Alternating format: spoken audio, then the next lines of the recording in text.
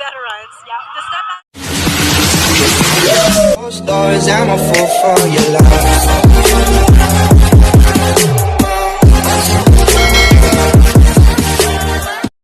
Good day mga ka-sports natin dyan. Grabe ang ginawa ng PLDT sa Farm Fresh Foxes kung saan nga ay tinambakan nila ito ng score. Grabe talaga, naka-9 puntos lang nga ang nasabi nating Farm Fresh.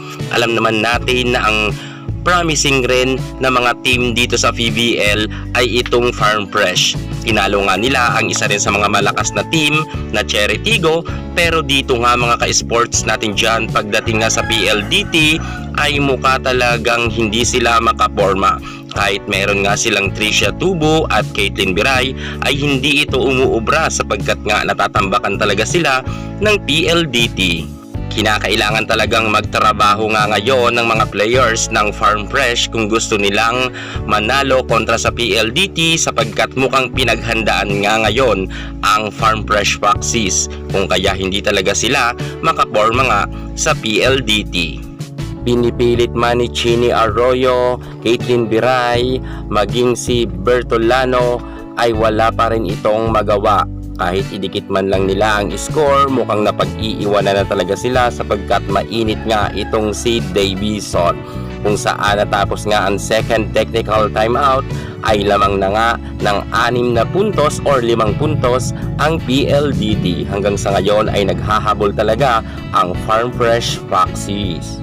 Samantalang nagtuloy-tuloy talaga ang magandang nilalaro nga ng PLDT, samantalang ang Farm Fresh Foxes ay nagkalat nga sa second set kung saan nga kahit nga itong si Caitlin Biray ay lumalabas nga ang kanyang mga hampas. Mukha talagang wala ngayon pag-asang manalo ang Farm Fresh.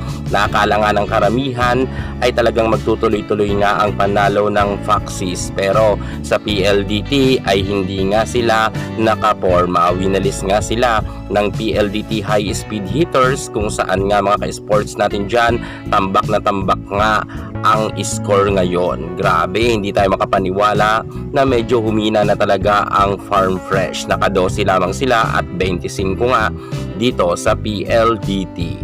Makapalag pa kaya sila pagdating sa third set or tatapusin na nga ito ng PLDT dahil nga sa kanilang magandang nilalaro. Syempre, gustong gusto talaga ng PLDT na masecure nila ang panalo para nga sure na silang makapasok sa top 4. At syempre, malay natin magkaroon na sila ngayon ng medalya. Abangan natin ang kanilang mga susunod pang games. Pero sa tingin ko, mukhang pangit talaga ang laro ng Farm Fresh at wala na silang pag-asa pang manalo sa PLDT. Congratulations PLDT!